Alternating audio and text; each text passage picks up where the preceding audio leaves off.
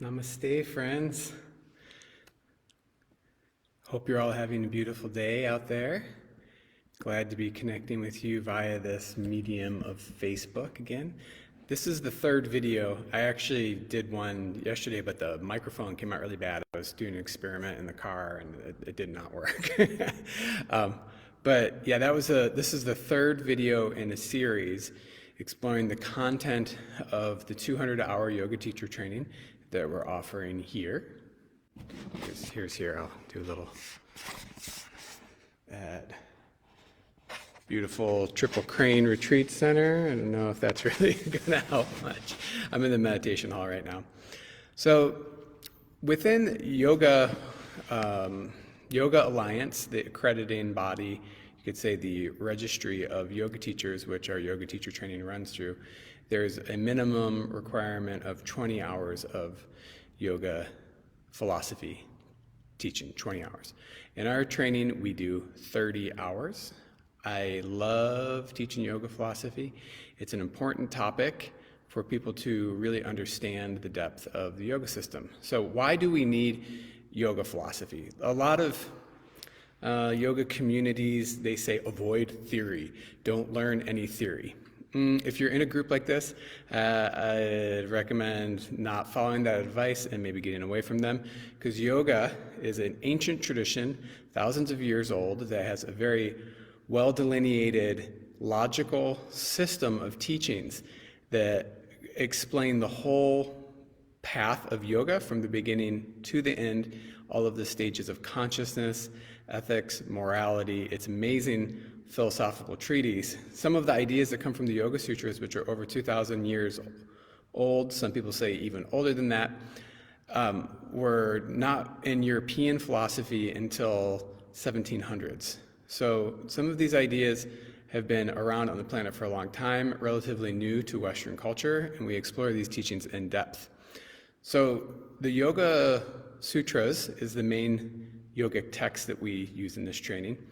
And the Yoga Sutras, we get into the first two chapters. Chapter 1 is the sadhana pada. So sadhana means samadhi pada. Samadhi is the state of yoga in its fullest expression. You could say it's yogic trance, yogic bliss. So we go into that chapter in great details and explore what is yoga. Yoga is cessation of the thought waves, as explained in the second verse in the first chapter, Yoga Chitta Vritti Nirodha. And then the whole treatise on the Yoga Sutras continues to explain that. The second chapter, which is called the Pada, is the Sadhana Pada, which means the chapter on spiritual practice. We spend a lot of time on the second chapter, which includes the ever-popular Ashtanga Yoga, not to be confused with the physical practice Ashtanga Yoga, but the eightfold path of yoga, including yama and niyama, ethical and moral practices that help clear the mind to prepare us for all of the phases of meditation. We go a little bit into the third chapter, where they talk about the fulfillment of concentration and how to take concentration to its highest expression and what the signs and symptoms look like. We don't go all the way into the third chapter and hardly into the fourth chapter at all, because they're not super relevant for beginner yoga teachers, but it is super interesting stuff. So within the Yoga Sutras, we don't only stay within the yoga system, we also explore full system Vedanta, which is what a lot of people would maybe call Hinduism. It's kind of complicated to explain quickly, but we explore how the Vedantic schools relate to the yoga darshana or yoga philosophy.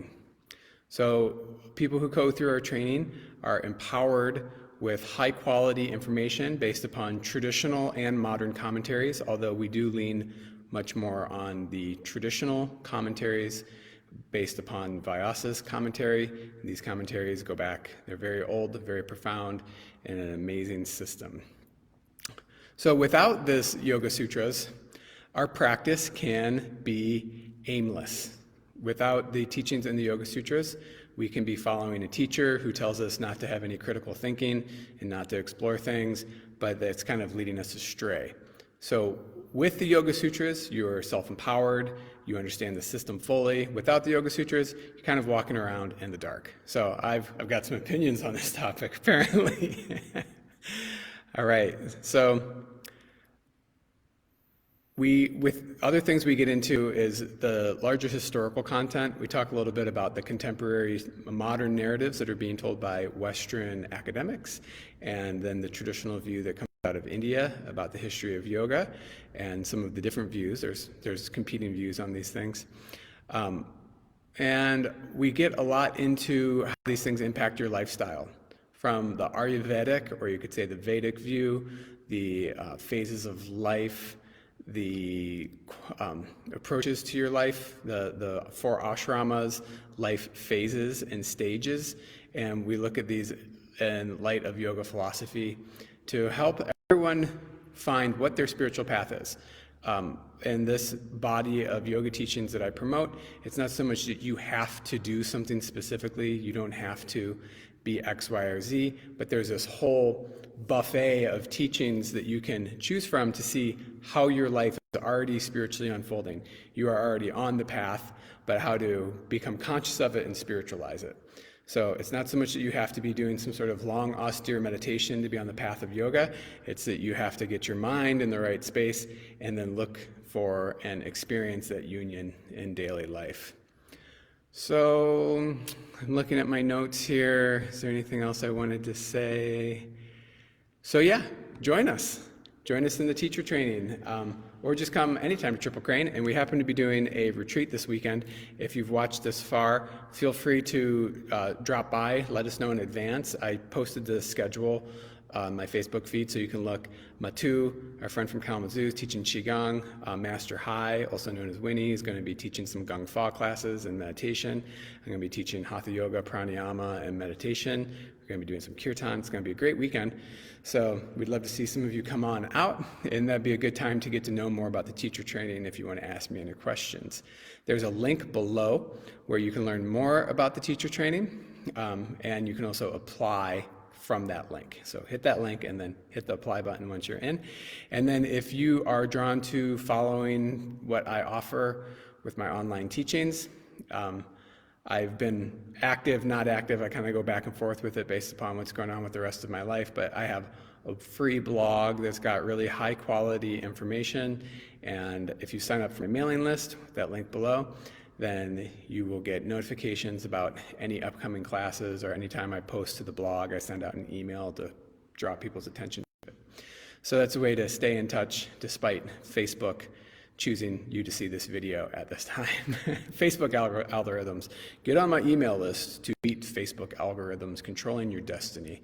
So thank you all for anyone who made it to the end of the video. Much appreciation. We hope to see you here at Triple Crane. And if you're interested in the teacher training, let me know. And we hope you're doing well and enjoying your personal spiritual practice in the ways that best serve you as an individual. Om Shanti Shanti Shanti.